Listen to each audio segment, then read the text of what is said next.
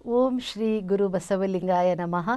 ಸಮಸ್ತ ಶ್ರೀ ಬಸವ ವಾಹಿನಿಯ ವೀಕ್ಷಕರಿಗೆ ಶರಣು ಶರಣಾರ್ಥಿ. ಪ್ರಿಯ ವೀಕ್ಷಕರೇ, ತಮ್ಮೆಲ್ಲರಿಗೂ ಸ್ವಾಮಿ ವಿವೇಕಾನಂದರ ಹುಟ್ಟುಹಬ್ಬದ ಹಾರ್ದಿಕ ಶುಭಾಶಯಗಳು.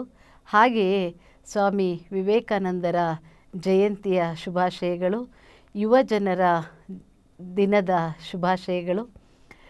ಸ್ವಾಮಿ ವಿವೇಕಾನಂದರು ಭಾರತ ಕಂಡಂತಹ ಒಬ್ಬ ಅಪ್ರತಿಮ ವ್ಯಕ್ತಿತ್ವವುಳ್ಳವಂಥವರು. ಅವರ ಏಳಿ ಎದ್ದೇಳಿ ಎಚ್ಚರಗೊಳ್ಳಿ, ಗುರಿ ಸಾಧಿಸುವವರೆಗೂ ನಿಲ್ಲಬೇಡಿ ಅನ್ನುವಂತಹ ಒಂದು ವಾಣಿ ಇವತ್ತಿನ ಯುವಜನತೆಗೆ ಅವರು ಹಾಕಿಕೊಟ್ಟಂತಹ ದಾರಿದೀಪದ ಕುರಿತು ನಮಗೆ ಅರ್ಥ ಆಗತ್ತೆ. ಸ್ವಾಮಿ ವಿವೇಕಾನಂದರು ರಾಮಕೃಷ್ಣರ ಪರಮಭಕ್ತರಾಗಿ, ಸ್ವಾಮಿ ವಿವೇಕಾನಂದರು ಶ್ರೀ ರಾಮಕೃಷ್ಣ ಪರಮಹಂಸರ ಭಕ್ತರಾಗುವುದರ ಜೊತೆಗೆ ಶ್ರೀರಾಮಕೃಷ್ಣ ಮಿಷನ್ ಅದನ್ನು ಹುಟ್ಟಾಕಿಕೊಂಡು ಅದರ ಮುಖಾಂತರವಾಗಿ ಸಾಮಾಜಿಕವಾಗಿ, ಶೈಕ್ಷಣಿಕವಾಗಿ ಬೇರೆ ಬೇರೆ ರೀತಿಯಾದಂತಹ ಕಾರ್ಯಕ್ರಮಗಳನ್ನು ಮೈಗೂಡಿಸಿಕೊಳ್ಳುವುದರ ಮೂಲಕ ಇಡೀ ಭಾರತವನ್ನು ಏಕತೆಯ ದೃಷ್ಟಿಯಲ್ಲಿ, ಭಾರತವನ್ನು ಒಗ್ಗೂಡಿಸುವಲ್ಲಿ ಅವರ ಪಾತ್ರ ಹಿರಿದಾಗಿದ್ದು. ಸ್ವಾಮಿ ವಿವೇಕಾನಂದರ ಬಾಲ್ಯದ ಹೆಸರು ನರೇಂದ್ರನಾಥ ದತ್ತ. ಕಲ್ಕತ್ತಾದ ಶ್ರೀಮಂತ ಬಂಗಾಳಿ ಕುಟುಂಬದಲ್ಲಿ ಜನಿಸಿದವರಾಗಿ, ಅವರ ತಂದೆ ವಿಶ್ವನಾಥ ದತ್ತರು ಮತ್ತು ತಾಯಿ ಭುವನೇಶ್ವರಿ ದೇವಿ. ಇವರು ಒಂದು ಶಿಕ್ಷಣ ವ್ಯವಸ್ಥೆಗೆ, ಸಾಮಾಜಿಕ ಬದಲಾವಣೆಗೆ, ಸಾಮಾಜಿಕ ಅಸಮಾನತೆಯ ಕುರಿತಾಗಿ ಶಿಕ್ಷಣವನ್ನು ಒಂದು ಮೂಲ ಮಂತ್ರವನ್ನಾಗಿಸಿ ಸ್ವಾಮಿ ವಿವೇಕಾನಂದರು ಯುವಜನತೆಗೆ ಒಂದು ದೊಡ್ಡ ದಾರಿದೀಪವಾಗಿ, ಮಾರ್ಗದರ್ಶಕರಾಗಿ ಇದ್ದಂಥವರು. ರೂಪಾಯಿ ಇಲ್ಲದಿದ್ದರೆ ಮನುಷ್ಯ ಬಡವನಲ್ಲ, ಆದರೆ ಕನಸು ಮತ್ತು ಮಹತ್ವಾಕಾಂಕ್ಷೆ ಇಲ್ಲದೆ ಮನುಷ್ಯ ನಿಜವಾಗಿ ಬಡವನಾಗಿರ್ತಾನೆ ಅನ್ನುವಂತಹ ಒಂದು ದೊಡ್ಡ ಸಂದೇಶವನ್ನು ಸಾರಿದಂಥವರು ಸ್ವಾಮಿ ವಿವೇಕಾನಂದವರು.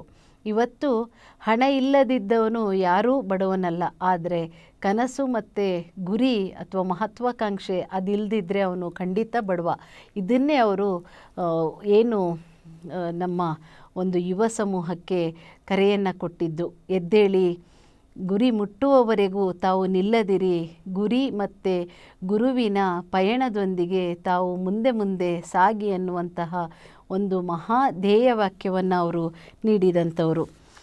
ಇನ್ನು ಅನೇಕ ರೀತಿಯಾದಂತಹ, ಅಂದರೆ ವಿವೇಕಾನಂದರ ಪರಿಚಯ ಮಾಡಿಕೊಡುವಂತಹ ಅವಶ್ಯಕತೆಯೇ ಇಲ್ಲ. ಯಾಕೆಂತಂದರೆ ಯುವ ಸಮೂಹಕ್ಕೋಸ್ಕರ, ಶಿಕ್ಷಣಕ್ಕೋಸ್ಕರ, ಸಾಮಾಜಿಕ ಅಸಮಾನತೆಗೋಸ್ಕರ ಸಮಾಜದ ಕನಸನ್ನು ಕಟ್ಟಿದಂಥವರಲ್ಲಿ ಇವರು ಕೂಡ ಒಬ್ಬರಾಗಿದ್ದು, 1893ರಲ್ಲಿ ಚಿಕಾಗೋ ನಗರದಲ್ಲಿ ನಡೆದಂತಹ ಸರ್ವಧರ್ಮ ಸಮ್ಮೇಳನದಲ್ಲಿ ಅವರು ಹೇಳಿದಂತಹ ಮತ್ತು ಅವರು ಮಾಡಿದಂತಹ ಭಾಷಣ ಅಮೇರಿಕಾದ ಸಹೋದರ ಸಹೋದರಿಯರೇ ಎನ್ನುವಂತಹ ಒಂದು ಆ ಒಂದು ಉಲ್ಲೇಖದ ಮುಖಾಂತರವಾಗಿ ಇಡೀ ಭಾರತವನ್ನು ಪ್ರತಿನಿಧಿಸಿ ಇಡೀ ಪ್ರಪಂಚ ಭಾರತದ ಅತ್ತ ನೋಡೋಕ್ಕೆ ಕಾರಣರಾಗಿದ್ದು ಸ್ವಾಮಿ ವಿವೇಕಾನಂದರ ಈ ಭಾಷಣ. ಇಲ್ಲಿ ಶಿಕ್ಷಣ ವ್ಯವಸ್ಥೆ ಮತ್ತು ಯುವ ಸಮೂಹಕ್ಕೆ, ಸಾಮಾಜಿಕ ಬದಲಾವಣೆಗೆ ಅವ್ರು ಏನು ಮಾಡಬೇಕು ಅನ್ನುವಂತಹ ವಿಷಯಗಳನ್ನು ಸ್ವಾಮಿ ವಿವೇಕಾನಂದರು ತಿಳಿಸ್ಕೊಟ್ಟಿದ್ದಾರೆ. ಶಿಕ್ಷಣದ ಕ್ರಾಂತಿಯ ಮುಖಾಂತರವೇ ಇಡೀ ದೇಶದ ಅಭಿವೃದ್ಧಿ ಸಾಧ್ಯ ಅಂತ ಹೇಳುವುದರ ಮುಖಾಂತರವಾಗಿ ಒಂದು ನಮ್ಮ ಜೀವನದಲ್ಲಿ ಅಪಾಯಗಳನ್ನು ತೆಗೆದುಕೊಳ್ಳಿ, ನೀವು ಗೆದ್ದರೆ ನೀವು ಮುನ್ನಡೆಸಬಹುದು, ಸೋತರೆ ನೀವು ಮಾರ್ಗದರ್ಶನವನ್ನು ನೀಡಬಹುದು ಅಂಥೇಳಿ ಆ ಒಂದು ವಾಣಿಯನ್ನು ಅವರು ಹೇಳಿಕೊಟ್ರು. ಯಾಕಂತಂದರೆ ಯುವಜನತೆ ಹೇಗೆ ನಡಿಬೇಕು, ಯುವಜನತೆ ಹೇಗಿರಬೇಕು, ಯುವಜನತೆಯ ಮುಖಾಂತರ ದೇಶದ ಅಭಿವೃದ್ಧಿ ಹೇಗೆ ಸಾಧ್ಯ, ಒಬ್ಬ ಯುವಕರಿಗೆ ಬೇಕಾಗುವಂತಹ ಅರ್ಹತೆಗಳೇನು, ಇದ್ರ ಕುರಿತಾಗಿ ಅವರು ಹೇಳಿದರು. ಶಿಕ್ಷಣದ ಕುರಿತಾಗಿ ಮಾರ್ಗದರ್ಶನ, ಗುರಿಯ ಹಿಂದೆ ಗುರು, ಇದೆಲ್ಲದರ ಕುರಿತಾಗಿ ಅವರು ನೀಡಿದಂತಹ ಸಂದೇಶಗಳು ಇವತ್ತಿಗೂ ಕೂಡ ಸಮಾಜಮುಖಿಯಾಗಿ, ಇವತ್ತಿಗೂ ಕೂಡ ದೇಶಾಭಿಮುಖವಾಗಿ ಮುನ್ನಡೆಸ್ಕೊಂಡು ಹೋಗ್ತಾ ಇದೆ. ಭವ್ಯ ಭಾರತದ ಕನಸನ್ನು ಕಂಡಿದ್ದಂತಹ ಶ್ರೀ ವಿವೇಕಾನಂದರು, ಸ್ವಾಮಿ ವಿವೇಕಾನಂದರು ತಮ್ಮದೇ ಆದಂತಹ ನಿಲುವನ್ನು ಶಿಕ್ಷಣಕ್ಕೆ ಕೊಟ್ಟರು. ಶಿಕ್ಷಣ ಅಂದ್ರೇನು, ಯಾವ ತರಹದ ಶಿಕ್ಷಣವನ್ನು ಪಡೆಯಬೇಕು, ತಾವು ಹೋದ ಕಡೆ ಮಾಡಿದಂತಹ ಭಾಷಣದಲ್ಲೆಲ್ಲ ಕಡೆಯೂ ಕೂಡ ಶಿಕ್ಷಣದ ಕುರಿತಾಗಿ ಒತ್ತಿ ಹೇಳ್ತಿದ್ರು. ಯಾಕಂತಂದರೆ ಶಿಕ್ಷಣದ ಮುಖಾಂತರವಾಗಿ ಯುವ ಜನತೆಯನ್ನು ಜಾಗೃತಗೊಳಿಸಬಹುದು. ಯುವಜನತರನ್ನು ಜಾಗೃತಗೊಳಿಸಿದರೆ ದೇಶದ ಅಭಿವೃದ್ಧಿ ಸಾಧ್ಯ. ಯುವಜನರು ಜಾಗೃತರಾಗಬೇಕು, ಏಳಿ ಎದ್ದೇಳಿ ಅನ್ನುವಂತಹ ಮಹಾಮಂತ್ರವನ್ನು, ಗುರಿ ಮುಟ್ಟುವವರೆಗೂ ನಿಲ್ಲಬೇಡಿ ಅನ್ನುವಂತಹ ಮಹಾಮಂತ್ರವನ್ನು ತಿಳಿಸಿದಂತಹ ಸ್ವಾಮಿ ವಿವೇಕಾನಂದರು ದೈಹಿಕ ಶಿಕ್ಷಣ, ಮಾನಸಿಕ ಶಿಕ್ಷಣ, ಧಾರ್ಮಿಕ ಶಿಕ್ಷಣ, ಮಹಿಳಾ ಶಿಕ್ಷಣ, ಮೌಲ್ಯಾಧಾರಿತ ಶಿಕ್ಷಣ, ಹೀಗೆ ಶಿಕ್ಷಣದ ವಿವಿಧ ಹಂತಗಳನ್ನು, ವಿವಿಧ ಮಜಲುಗಳನ್ನು ಕುರಿತು ಅವರು ಹೇಳಿದ್ದಾರೆ. ಯುವಜನತೆಗೆ ಬೇಕಾಗುವಂತಹ ಶಿಕ್ಷಣ ಯಾವುದು? ರಾಷ್ಟ್ರೀಯ ಯುವ ದಿನ ಅಂಥೇಳಿ ಸ್ವಾಮಿ ವಿವೇಕಾನಂದರ ಜನ್ಮದಿನವನ್ನು ನಾವು ಗುರುತಿಸ್ತೀವಿ. ಆಗ ವಿವೇಕಾನಂದರ ಸಂದೇಶಗಳು, ವಿವೇಕಾನಂದರ ಬದುಕು, ಸ್ವಾಮಿ ವಿವೇಕಾನಂದರ ಜೀವನಾದರ್ಶಗಳು, ಸ್ವಾಮಿ ವಿವೇಕಾನಂದರ ತತ್ವಾದರ್ಶಗಳು ಇವತ್ತಿಗೂ ಕೂಡ ಒಂದು ಮಾರ್ಗದರ್ಶಿ ರೂಪದಲ್ಲಿ ಭಾರತೀಯರಿಗೆ ಬೇಕಾದಂಥವು ಆಗಿವೆ. ಇಂದು ಮಾನವೀಯತೆಯ ವಿಕಾಸ, ಮನುಷ್ಯರಲ್ಲಿ ಪರಿಪೂರ್ಣತೆಯನ್ನು ಹಿಗ್ಗಿಸುವುದೇ ಶಿಕ್ಷಣ ಅನ್ನುವಂಥ ರೀತಿಯಲ್ಲಿ ಸ್ವಾಮಿ ವಿವೇಕಾನಂದರು ಹೇಳಿದರು.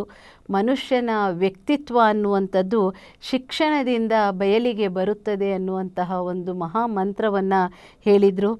ಹಾಗಾಗಿ ಸ್ವಾಮಿ ವಿವೇಕಾನಂದರು ಭಾರತೀಯರ ಎಲ್ಲ ಸಮಸ್ಯೆಗಳಿಗೆ ಶಿಕ್ಷಣ ಒಂದೇ ಪರಿಹಾರ ಅಂತ ಅದನ್ನು ಖಡಾಖಂಡಿತವಾಗಿ ತಿಳಿಸಿದರು. ಇಲ್ಲಿ ಮನುಷ್ಯನ ವೈಯಕ್ತಿಕ ಮತ್ತು ಸಾಮಾಜಿಕ ಸಮಸ್ಯೆಗೆ ಒಂದೇ ಒಂದು ವೇದ ಮಂತ್ರ ಅಂತಂದರೆ ಶಿಕ್ಷಣ. ಇದ್ರ ಮುಖಾಂತರವಾಗಿ, ಶಿಕ್ಷಣದ ಮುಖಾಂತರವಾಗಿ ವ್ಯಕ್ತಿತ್ವ ನಿರ್ಮಾಣ ಆಗತ್ತೆ, ಶಿಕ್ಷಣದ ಮುಖಾಂತರವಾಗಿ ಚಾರಿತ್ರ್ಯ ನಿರ್ಮಾಣ ಆಗತ್ತೆ, ಶಿಕ್ಷಣದ ಮುಖಾಂತರವಾಗಿ ದೇಶದ, ರಾಷ್ಟ್ರದ ನಿರ್ಮಾಣ ಆಗತ್ತೆ ಅಂಥೇಳಿ ಹೇಳಿದರು. ಹಾಗಾಗಿ ಇಡೀ ದೇಶದ ಅಭಿವೃದ್ಧಿಗೆ ಅಂತಿಮವಾಗಿ ಶಿಕ್ಷಣ ಬೇಕು. ಆದರೆ ಆ ಶಿಕ್ಷಣವೂ ಕೂಡ ಮೌಲ್ಯಾಧಾರಿತವಾಗಿರಬೇಕು ಅನ್ನುವಂತಹ ನಿಟ್ಟಿನಲ್ಲಿ ಅವರು ಹೇಳ್ಕೊಡ್ತಾರೆ. ಅಂದರೆ ಶಿಕ್ಷಣವನ್ನು ಹೇಳುವುದರ ಜೊತೆಗೆ ಯಾವ ತರಹದ ಶಿಕ್ಷಣ ಬೇಕು, ಆ ಶಿಕ್ಷಣ ಭಾರತೀಯರಿಗೆ ಅಭಿವೃದ್ಧಿಗೆ ಹೇಗೆ ಸಹಕಾರಿ ಎನ್ನುವಂತಹ ನಿಟ್ಟಿನಲ್ಲಿ ಅವರು ಹೇಳ್ತಾರೆ. ಇಲ್ಲಿ ಏನು ಶಿಕ್ಷಣ ಪಡೆಯುವಂಥದ್ದು ಎಲ್ಲರ ಮೂಲಭೂತ ಹಕ್ಕು. ಶಿಕ್ಷಣ ಪ್ರತಿಯೊಬ್ಬರೂ ಕೂಡ ಪಡೆಯಲೇಬೇಕು. ಜೊತೆಗೆ ಶೋಷಿತ ಸಮುದಾಯ ಅನ್ನುವಂಥದ್ದು ಶಿಕ್ಷಣದ ಮುಖಾಂತರವಾಗಿ ಹೇಗೆ ಮುಖ್ಯವಾಹಿನಿಗೆ ಬರಬಹುದು ಎಂಬುದನ್ನು ತಿಳಿಸಿಕೊಟ್ರು.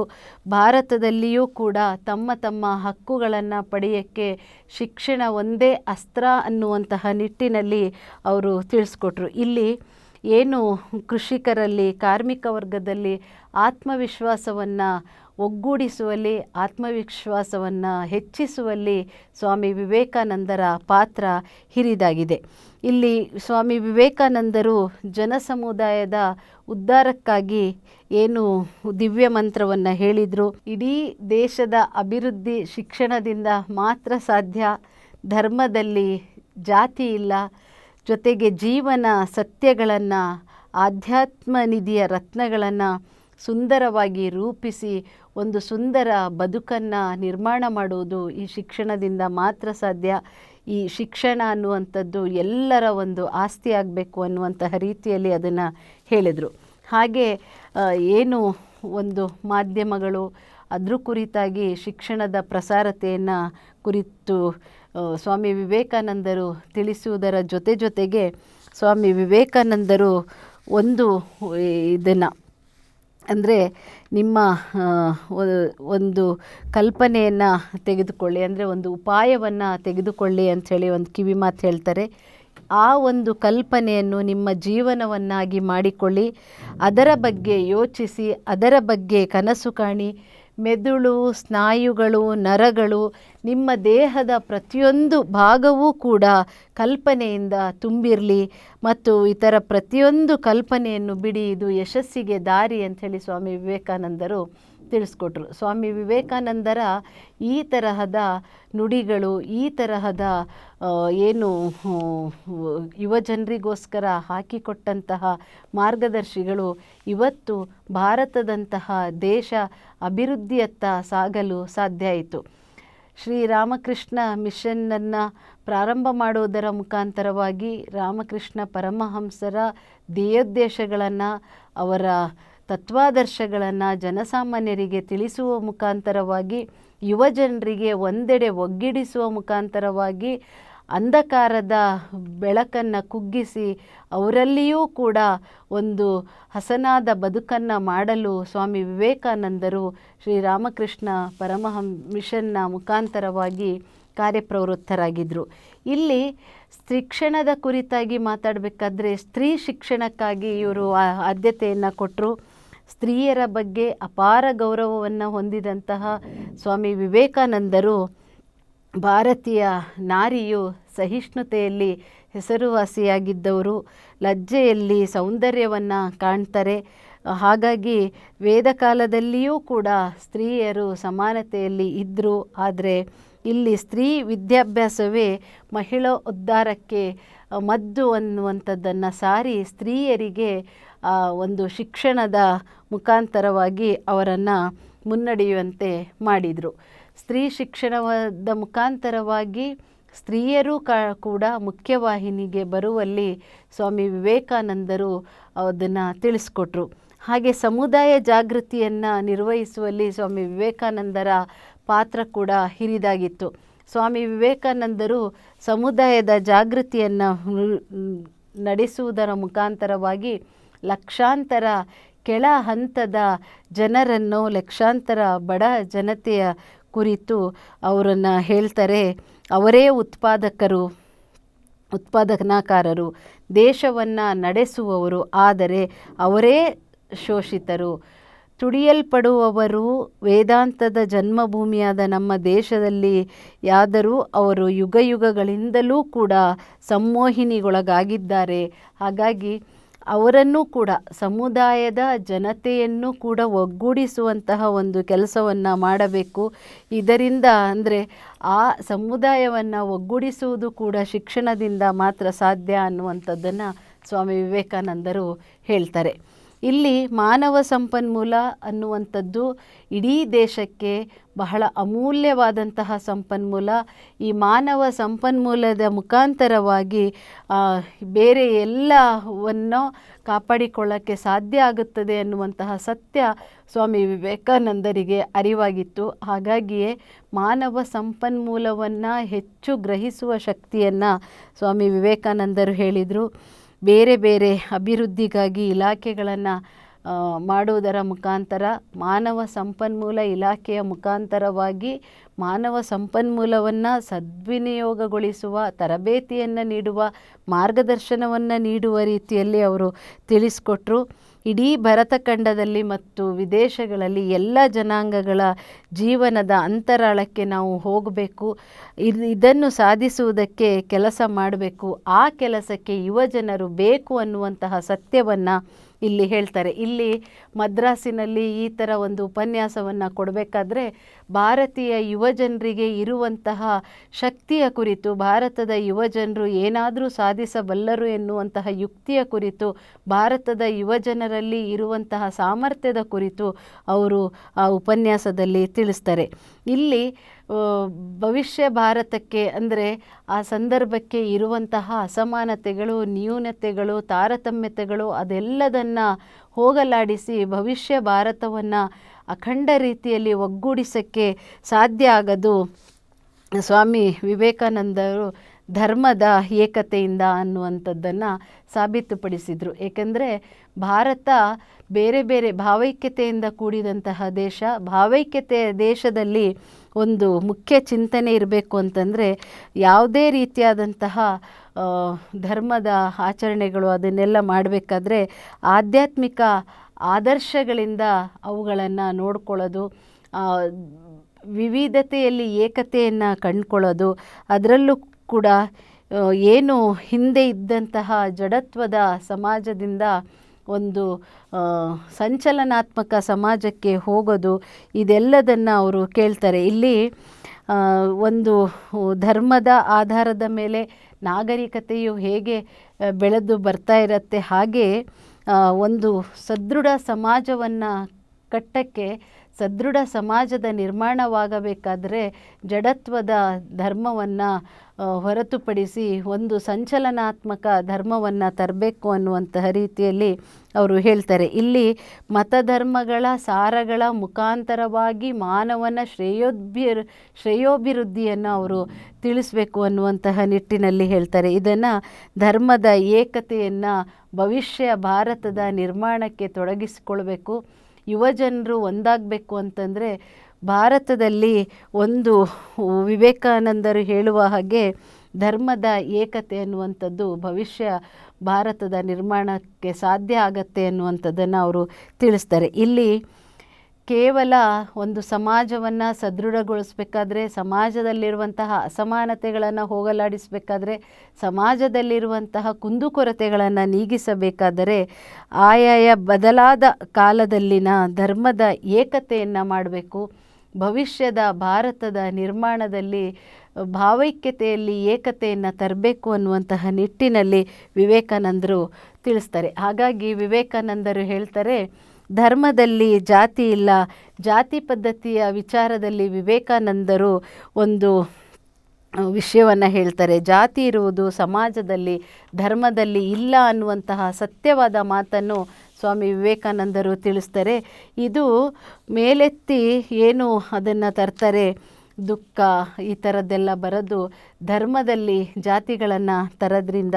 ಹಾಗಾಗಿ ಮುಖ್ಯವಾದ ಒಂದು ಅಂಶ ಏನಂತಂದರೆ, ಈ ಸಮಾಜದಲ್ಲಿರುವಂತಹ ಮೂಢನಂಬಿಕೆಗಳು, ಲೋಕರೂಢಿಗಳು, ಜಾಡ್ಯತೆಗಳನ್ನು ಕಿತ್ತೊಗೆಯುವುದರ ಮುಖಾಂತರವಾಗಿ ಈ ತರಹದ ಅಸಹಿಷ್ಣುತೆಯನ್ನು ಹೋಗಲಾಡಿಸಬಹುದು. ಅಸಹಿಷ್ಣುತೆಯನ್ನು ಹೋಗಲಾಡಿಸೋಕ್ಕೆ ಶಿಕ್ಷಣ ವೇದ ಮಂತ್ರ ಆಗಬೇಕು. ಶಿಕ್ಷಣದ ಮುಖಾಂತರವಾಗಿ ಸಮಾಜದ ಜಾಡ್ಯವನ್ನು ಕಿತ್ತೊಗೆಯಬೇಕು ಅಂತ ಹೇಳಿದರು. ಶಿಕ್ಷಣ ಪಡೆದಂತೆಲ್ಲ ಮನುಷ್ಯ ವಿಕಸಿತನಾಗ್ತಾ ಹೋಗ್ತಾನೆ ಅನ್ನುವಂತಹ ಮೂಲ ಮಂತ್ರವನ್ನು ಸ್ವಾಮಿ ವಿವೇಕಾನಂದರು ಹೇಳ್ತಾರೆ. ಸಮಾಜದ ಜಾಡ್ಯಗಳು ಅಂದರೆ ಸಮಾಜದಲ್ಲಿ ಏನು ವಿವೇಕಾನಂದರು ಹೇಳುವ ಹಾಗೆ ಮನುಷ್ಯನ ದೇಹಕ್ಕೆ ಕಾಯಿಲೆಗಳು ಬಂದರೆ, ಜಾಡ್ಯಗಳು ಬಂದರೆ ಅದನ್ನು ಬಡಿದು ಏಳಿಸ್ಬೇಕು. ಹಾಗೆ ಮೂಢನಂಬಿಕೆಗಳು ಅನ್ನುವಂಥದ್ದು ಸಮಾಜದ ಮೇಲಿರುವಂತಹ ಹುಣ್ಣುಗಳು ಅಂಥೇಳಿ ಅವರು ಹೇಳ್ತಾರೆ. ಇಂತಹ ಹುಣ್ಣುಗಳನ್ನು ಕಿತ್ತೊಗೆಯೋಕ್ಕೆ ಶಿಕ್ಷಣ ಒಂದೇ ಸಾಧ್ಯ ಅಂಥೇಳಿ ಹೇಳ್ತಾರೆ. ಹಾಗೆ ಸಮಾಜದಲ್ಲಿ ಶಿಕ್ಷಣದ ಮುಖಾಂತರವಾಗಿ ನಾವು ಯಾವುದೇ ರೀತಿಯಾದಂತಹ ಜಾಡ್ಯವನ್ನು ಕಿತ್ತೊಗೆಯಬಹುದು. ಅದಕ್ಕೆ ಬೇಕಾದಂತಹ ಅನುಕೂಲತೆಗಳನ್ನು ನಾವು ಮಾಡಿಕೊಳ್ಬೇಕು ಅನ್ನುವಂತಹ ನಿಟ್ಟಿನಲ್ಲಿ ಅವರು ಸ್ವಾಮಿ ವಿವೇಕಾನಂದರು ಅದನ್ನು ಹೇಳ್ತಾರೆ. ಇಲ್ಲಿ ಬ್ರಹ್ಮಾಂಡದ ಎಲ್ಲ ಶಕ್ತಿಗಳು ಈಗಾಗಲೇ ನಮ್ಮ ಕೈಗಳನ್ನು ನಮ್ಮ ಕಣ್ಣುಗಳ ಮುಂದೆ ಇಟ್ಟು ನಾವು ಕತ್ತಲೆಯಾಗಿಸುತ್ತೇವೆ ಎಂದು ಅಳ್ತೇವೆ ಅಂತ ಹೇಳ್ತಾರೆ. ಯಾಕಂತಂದರೆ ಇವತ್ತು ಎಲ್ಲ ಶಕ್ತಿಗಳು ನಮ್ಮ ಭಾರತದ ಎದುರಿಗೆ ಇದ್ದರೂ ಕೂಡ ಇವತ್ತು ನಾವು ಯಾವುದೋ ಕಂದಾಚಾರಗಳು, ಯಾವುದೋ ಲೋಕರೂಢಿಗಳು, ಯಾವುದೋ ಮೂಢನಂಬಿಕೆಗಳ ಮುಖಾಂತರವಾಗಿ ಸಮಾಜದ ಅಧಪತನದತ್ತ ಸಾಗುತ್ತಿದೆ. ಸಮಾಜ ಅದೆಲ್ಲದನ್ನು ಕಿತ್ತೊಗೆದು ಸಹೋದರರಂತೆ ಬಾಳಬೇಕು. ಇದರಿಂದ ಮನಸ್ಸಿನ ವಿಕಸನ ಆಗುವುದರ ಜೊತೆಗೆ ಸಮಾಜದ ವಿಕಸನ ಆಗಬೇಕು ಅನ್ನುವಂತಹ ನಿಟ್ಟಿನಲ್ಲಿ ಅವರು ಮಾತಾಡ್ತಾರೆ. ಇಲ್ಲಿ ಸ್ವಾಮಿ ವಿವೇಕಾನಂದ ಅವರ ಇನ್ನೊಂದು ವಾಣಿ ನೆನಪಾಗತ್ತೆ. ನಮಗೆ ನಾವೇ ಹಾನಿ ಮಾಡಿಕೊಳ್ಳುವವರೆಗೆ ಜಗತ್ತಿನ ಯಾವುದೋ ನಮ್ಮನ್ನು ಹಾನಿಗೆ ಗುರಿ ಮಾಡಲಾಗದು ಅನ್ನುವಂಥ ಒಂದು ಸತ್ಯದ ಅಂಶವನ್ನು ಸ್ವಾಮಿ ವಿವೇಕಾನಂದರು ಹೇಳ್ತಾರೆ. ಖಂಡಿತ ಸತ್ಯ. ಯಾಕಂತಂದರೆ ಇವತ್ತು ಯಾವುದೇ ಏನನ್ನೇ ಮಾಡಿದರೂ ಕೂಡ ಮನುಷ್ಯ ನಮ್ಮನ್ನು ನಾವು ಹಾನಿಗೊಳಪಡಿಸುವುದೇ ಹೊರತುಪಡಿಸಿ ಬೇರೆಯವರು ಅದನ್ನು ಮಾಡಲ್ಲ. ಅನ್ಯ ಸಂಸ್ಕೃತಿ, ಧರ್ಮಗಳು ನಮ್ಮ ಸಮಾಜದ ಮೇಲೆ ಎಷ್ಟೇ ದಾಳಿ ಇಟ್ಟರೂ ಕೂಡ ನಮ್ಮ ಸಂಸ್ಕೃತಿಯನ್ನು ನಾವು ಹಾಳು ಮಾಡ್ತಾ ಇದ್ದೀವಿ ಅಂತ ಕೂಗಾಡ್ತೀವಿ. ಆದರೆ ನಮ್ಮೊಳಗಿರುವಂತಹ ಕ್ಲೇಶಗಳು, ನಮ್ಮಲ್ಲಿರುವಂತಹ ಹುಣ್ಣುಗಳು, ನಮ್ಮ ಸಂಸ್ಕೃತಿಯಲ್ಲೇ ಇರುವಂತಹ ದೌರ್ಬಲ್ಯಗಳು ಅದು ಬೇರೆ ಸಂಸ್ಕೃತಿಗೆ ಮಾರು ಹೋಗ್ತವೆ. ಹಾಗಾಗಿ ನಮ್ಮ ಸಂಸ್ಕೃತಿಯನ್ನು, ನಮ್ಮ ನಿಜವಾದ ಸಂಸ್ಕೃತಿಯ ಅರಿವನ್ನು ನಾವು ಮಾಡಿಕೊಳ್ಬೇಕು ಅನ್ನುವಂತಹ ಸತ್ಯಾಂಶವನ್ನು ಸ್ವಾಮಿ ವಿವೇಕಾನಂದರು ಎಲ್ಲರಿಗೂ ತಿಳಿಸ್ಕೊಡ್ತಾರೆ. ಇಲ್ಲಿ ವಿದ್ಯೆ ಕೊಡುವಂತಹ ಶಾಸನ ಸಭೆ ರಚಿಸುವ ಬಗ್ಗೆ ವಿವೇಕಾನಂದರು ಒಂದು ಒಲವು ತೋರುತ್ತಾರೆ. ಹಿಂದೆ ರಾಜ ಮಹಾರಾಜರುಗಳಿರ್ತಿದ್ರು, ಶಾಸನಗಳನ್ನು ಬರಿತಾ ಇದ್ದರು, ಶಾಸನಗಳನ್ನು ಹೊರಡಿಸ್ತಿದ್ರು. ಆಗ ರಾಜರು ಹೇಳಿದ ಶಾಸನನೇ ಒಂದು ಖಡಾಖಂಡಿತವಾದಂತಹ ಶಾಸನ ಆಗ್ತಿತ್ತು. ಆದರೆ ಇವತ್ತು ರಾಜರಿಲ್ಲ, ಶಾಸನಗಳಿಲ್ಲ. ಸರ್ಕಾರ ಜನಾಭಿಪ್ರಾಯಕ್ಕೆ ತಕ್ಕಂತೆ ಹೊಂದಿಕೊಂಡು ಬದುಕನ್ನು ನಡೆಸಬೇಕು, ಜನರ ಅಭಿರುಚಿಗೆ ತಕ್ಕಂತೆ ಸರ್ಕಾರ ಆಳ್ವಿಕೆ ಮಾಡಬೇಕು ಅನ್ನುವಂತಹ ರೀತಿಯಲ್ಲಿ ಆರೋಗ್ಯಕರವಾದ ಸಮಾಜ ನಿರ್ಮಾಣಕ್ಕೆ ಆರೋಗ್ಯಕರವಾದಂತಹ ಒಂದು ಸರ್ಕಾರಗಳು ನಿರ್ಮಾಣ ಆಗಬೇಕು ಅನ್ನುವಂತಹ ನಿಟ್ಟಿನಲ್ಲಿ ಸ್ವಾಮಿ ವಿವೇಕಾನಂದರು ಹೇಳ್ತಾರೆ. ಎಷ್ಟೊಂದು ಸತ್ಯ ವಾಕ್ಯಗಳನ್ನು ಸ್ವಾಮಿ ವಿವೇಕಾನಂದರು ತಿಳಿಸ್ತಾರೆ.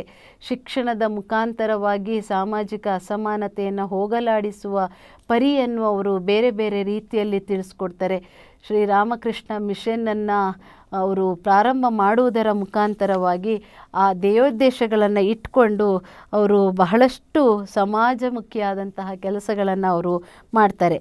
ಇಲ್ಲಿ ಸ್ವಾಮಿ ವಿವೇಕಾನಂದರು ಹೇಳ್ತಾರೆ, ಮೊದಲನೆಯದು ಹೃದಯವಂತಿಕೆ ಇರಬೇಕು, ಬುದ್ಧಿಯಲ್ಲಿ ಮತ್ತು ವಿಚಾರಶಕ್ತಿಯಲ್ಲಿ ಏನಿದೆ ಅನ್ನುವಂಥದ್ದನ್ನು ನೋಡಬೇಕು, ಪ್ರೀತಿಯಲ್ಲಿ ಪ್ರೇಮದಲ್ಲಿ ಅಸಾಧ್ಯವಾದಂತಹ ಬಾಗಿಲನ್ನು ತೆಗೆಯಬೇಕು ಅಂಥೇಳಿ. ಇಲ್ಲಿ ಮನುಷ್ಯನ ಭಾವ, ಮನುಷ್ಯನ ಭಕ್ತಿ, ಮನುಷ್ಯನ ಆಚಾರ ವಿಚಾರಗಳಿಗೆ ಸಂಬಂಧಪಟ್ಟಂತೆ ಅವರು ಹೇಳ್ತಾರೆ. ಇಲ್ಲಿ ಬಹಳಷ್ಟು ಜನರಿಗೆ ಅವರು ಒಂದು ಕಿವಿ ಮಾತನ್ನು ಹೇಳ್ತಾರೆ. ಮುಂದಿನ ಯುವ ಪೀಳಿಗೆ ಅವರು ಅಜ್ಞಾನದ ಕಾರ್ಮೋಡದಿಂದ ನೀವು ಬದುಕನ್ನು ಬಿಟ್ಟು ಜ್ಞಾನದಿಂದ ನೀವು ತಮ್ಮ ಭವಿಷ್ಯತ್ತನ್ನು ವೃದ್ಧಿಗೊಳಿಸಿಕೊಳ್ಳಿ ಅಂತ ಕಿವಿ ಮಾತನ್ನು ಹೇಳ್ತಾರೆ. ಯಾಕಂತಂದರೆ ಜ್ಞಾನದಿಂದ ಅಜ್ಞಾನದ ಕೇಡು ನೋಡಯ್ಯ ಅಂತ ಹೇಳುವ ಹಾಗೆ ವಚನಕಾರರ ವಚನದಂತೆ ಜ್ಞಾನದ ಮುಖಾಂತರವಾಗಿ ಅಜ್ಞಾನವನ್ನು ಕಿತ್ತೊಗೆಯಬೇಕು. ಇದ್ರ ಮುಖಾಂತರವಾಗಿ ದೇಶದ ಸಮೃದ್ಧತೆಯನ್ನು ಕಾಪಾಡಿಕೊಳ್ಬೇಕು. ಇವತ್ತೂ ಕೂಡ ಭಾರತದಂತಹ ಭಾವೈಕ್ಯತೆಯ ದೇಶದಲ್ಲಿ ಆಗ್ತಿರುವಂತಹ ಅನಾಚಾರಗಳಿಗೆ ಶಿಕ್ಷಣದ ಕೊರತೆಯೇ ಕಾರಣ ಅನ್ನುವಂಥದ್ದು ಒಂದು ಮಾತು. ಇವತ್ತು ಸ್ವಾಮಿ ವಿವೇಕಾನಂದರ ಸಂದೇಶಗಳು, ಸ್ವಾಮಿ ವಿವೇಕಾನಂದರ ನುಡಿಗಳು, ಸ್ವಾಮಿ ವಿವೇಕಾನಂದರು ಹಾಕಿಕೊಟ್ಟಂತಹ ಏನು ಸಂದೇಶಗಳು ಇವತ್ತು ಕೂಡ ನಮಗೊಂದು ಮಾರ್ಗದರ್ಶಿಯಾಗಿವೆ. ಸ್ವಾಮಿ ವಿವೇಕಾನಂದರು ತನ್ನ ಬದುಕಿನ ಮೂಲಕವಾಗಿ ಜನರಿಗೆ, ಯುವಜನತೆಗೆ, ದೇಶಕ್ಕೆ ಅವರು ಹಾಕಿಕೊಟ್ಟಂತಹ ದಾರಿದೀಪಗಳು ಬಹಳಷ್ಟಿದೆ. ಇಲ್ಲಿ ನಾವು ಇದು ತಿಳಿದುಕೊಳ್ಳಬೇಕಾದಂತಹ ಏಕಮಾತ್ರ ವಿಷಯವೇನೆಂತಂದರೆ, ದೋಷದ ವಿರುದ್ಧವಾಗಿ ಮಾಡುವ ಕೆಲಸವಲ್ಲ, ವಕ್ರದೃಷ್ಟಿಯಿಂದ ಮಾತ್ರ, ವಸ್ತು ದೃಷ್ಟಿಯಿಂದಲ್ಲ ಅಂಥೇಳಿ ಸ್ವಾಮಿ ವಿವೇಕಾನಂದರು ಒಂದು ಕಡೆ ಹೇಳ್ತಾರೆ. ನಾವು ಯಾವುದೇ ಕರ್ತವ್ಯವನ್ನು, ಯಾವುದೇ ಕೆಲಸವನ್ನು ಮಾಡೋದಾದರೂ ಕೂಡ ನಾವು ಅದರಲ್ಲಿ ಏಕಾಗ್ರತೆಯಿಂದ ಮಾಡಬೇಕು ಅನ್ನುವಂಥದ್ದು. ಇಲ್ಲಿ ಹಲವಾರು ವೈವಿಧ್ಯತೆಗಳೊಂದಿಗೆ ಭಾರತದಲ್ಲಿ ಹೇಗೆ ಬದುಕಬೇಕು, ವೈವಿಧ್ಯತೆಯ ದೇಶದಲ್ಲಿ ಭಾರತದಲ್ಲಿ ಯುವಜನರು ಅದನ್ನು ಹೇಗೆ ಕಾಪಾಡಿಕೊಳ್ಬೇಕು, ಮತ್ತು ಏನು ಪೂರ್ವ ಮತ್ತು ಪಶ್ಚಿಮದ ಸಂಸ್ಕೃತಿಯ ನಡುವೆ ಇರುವಂತಹ ವಾಸ್ತವವಾದ ಸೇತುವೆಯನ್ನು ಹೇಗೆ ನಿರ್ಮಿಸಬೇಕು ಹೇಳಿ ಆ ತರಹದ ಸೇತುವೆಯನ್ನು ನಿರ್ಮಿಸಿ ಯಶಸ್ವಿಯಾದಂತಹ ವ್ಯಕ್ತಿ ಸ್ವಾಮಿ ವಿವೇಕಾನಂದರು. ಇವತ್ತು ಎಲ್ಲ ಯುವಜನರಿಗೆ ಸ್ವಾಮಿ ವಿವೇಕಾನಂದರ ಸಂದೇಶಗಳು ಮಾರ್ಗದರ್ಶನವಾಗಬೇಕು. ಭಾರತದ ಸಂಸ್ಕೃತಿಯನ್ನು ಪ್ರಪಂಚದಿಂದ ಪ್ರತ್ಯೇಕಿಸುವಲ್ಲಿ ಅವರು ಬಹಳ ಇದನ್ನು ಮಾಡಿದ್ದಾರೆ. ಅವರ ಉಪನ್ಯಾಸಗಳಿರ್ಬೋದು, ಅವರ ಬರಹಗಳು, ಅವರ ಪತ್ರಗಳು, ಅವರ ಕವಿತೆಗಳು, ಅವರ ವಿಚಾರಧಾರೆಗಳು, ಇದು ಕೇವಲ ಬರೀ ಯುವಕರಿಗೆ ಮಾತ್ರವಲ್ಲದೆ ಇಡೀ ಮನುಕುಲಕ್ಕೆ ಅವರ ಸಂದೇಶಗಳು ಬಹಳ ಸ್ಫೂರ್ತಿದಾಯಕವಾಗಿದೆ. ಇವರು ರಾಮಕೃಷ್ಣ ಮಿಷನ್ ಮತ್ತು ಬೇಲೂರು ಮಠದ ಸ್ಥಾಪಕರೂ ಆಗಿದ್ದು, ಏನು ಇಡೀ ಮನುಕುಲಕ್ಕೆ ಒಂದು ಸ್ಫೂರ್ತಿದಾಯಕರಾಗಿ ಅವರು ಕರ್ತವ್ಯ ನಿರ್ವಹಿಸಿದರು. ಇವರು ಸಹಾಯ ಹಸ್ತರಾಗಿ ಎಲ್ಲರಿಗೂ ಕೂಡ ಬೇಕಾಗುವಂತಹ ವ್ಯಕ್ತಿಯಾಗಿ, ಮಾರ್ಗದರ್ಶಕರಾಗಿ, ಸರಳಿಗರಾಗಿ ಇವತ್ತಿಗೂ ಕೂಡ ಜನಮಾನಸದಲ್ಲಿ ನೆಲೆ ನಿಂತ ವ್ಯಕ್ತಿ ಸ್ವಾಮಿ ವಿವೇಕಾನಂದರು. ಸ್ವಾಮಿ ವಿವೇಕಾನಂದರ ಸಂದೇಶಗಳು, ಉಪನ್ಯಾಸಗಳು, ಬರಹಗಳು, ಪತ್ರಗಳು ಒಂದಿಲ್ಲೊಂದು ರೀತಿಯಲ್ಲಿ ದಿನನಿತ್ಯದ ಪಠಣಗಳಲ್ಲಿ ನಾವು ಮಾಡ್ತಾ ಇರಬೇಕು. ಇದರಿಂದಾಗಿ ಆ ಸಂದೇಶಗಳ ಮೂಲಕವಾಗಿ ಸ್ವಾಮಿ ವಿವೇಕಾನಂದರ ನುಡಿಗಳು ನಮ್ಮ ಯುವಜನರನ್ನು ನಮ್ಮ ಒಂದು ಸಮಾಜದ ಕನಸನ್ನು ಕಾಣಕ್ಕೆ ಸಾಧ್ಯ ಆಗತ್ತೆ ಅಂತ ಹೇಳ್ತಾ, ಕೊನೆಯದಾಗಿ ನಿಮಗೆ ಬೇಕಾದರೆ ನಾಸ್ತಿಕರಾಗಿರಿ, ಆದರೆ ಪ್ರಶ್ನಾತೀತವಾಗಿ ಯಾವುದನ್ನು ನಂಬಬೇಡಿ ಅನ್ನುವಂಥದ್ದು ವಿವೇಕಾನಂದರ ಒಂದು ಸಂದೇಶ ಆಗಿತ್ತು. ಇಲ್ಲಿ ನಿಮಗೆ ಬೇಕಾದರೆ ನಾಸ್ತಿಕರಾಗಿರಿ, ಆದರೆ ಪ್ರಶ್ನಾತೀತವಾಗಿ ಯಾವುದನ್ನು ನಂಬಬೇಡಿ. ಇಲ್ಲಿ ಎಲ್ಲ ರೀತಿಯಾದಂತಹ ಶಿಕ್ಷಣ, ಸೇವೆ, ಧರ್ಮ, ಧಾರ್ಮಿಕ ಆಚಾರ ವಿಚಾರಗಳು, ಪೂರ್ವ ಮತ್ತು ಪಶ್ಚಿಮ ದೇಶಗಳ ನಡುವಿನ ಸಂಬಂಧ, ಹೀಗೆ ಮಹಿಳಾ ಸ್ವಾತಂತ್ರ್ಯ, ಮಹಿಳಾ ಸಬಲತೆ, ಭಾವೈಕ್ಯತೆ ಎಲ್ಲದರ ಕುರಿತು ಸ್ವಾಮಿ ವಿವೇಕಾನಂದರು ಹಾಕಿಕೊಟ್ಟಂತಹ ದಾರಿದೀಪ ಇವತ್ತು ಎಲ್ಲ ಯುವ ಸಮೂಹಗಳಿಗೆ ಮಾರ್ಗದರ್ಶಿಯಾಗಲಿ. ಅವರ ಸಂದೇಶಗಳು, ಚಿಂತನೆಗಳು ಮತ್ತೆ ಮತ್ತೆ ಮೆಲುಕನ್ನು ಹಾಕುವಂತಾಗಲಿ. ಎಲ್ಲರಿಗೂ ಮತ್ತೊಮ್ಮೆ ಯುವ ದಿನದ ಶುಭಾಶಯಗಳನ್ನು ಹೇಳ್ತಾ, ಸ್ವಾಮಿ ವಿವೇಕಾನಂದರ ಸಂದೇಶಗಳನ್ನು ಮತ್ತೆ ಮತ್ತೆ ತಿಳಿಯೋಣ ಅಂತ ಹೇಳ್ತಾ, ಇನ್ನು ಮತ್ತೊಂದು ಕಾರ್ಯಕ್ರಮದಲ್ಲಿ ನಿಮ್ಮನ್ನು ಭೇಟಿಯಾಗ್ತೇವೆ. ಅಲ್ಲಿಯವರೆಗೆ ತಾವು ಸದಾ ವೀಕ್ಷಿಸ್ತೀರಿ ಶ್ರೀ ಬಸವ ವಾಹಿನಿ. ಇದು ಸಂಸ್ಕಾರದ ಬೆಳಕು. ಶರಣಾರ್ಥಿ.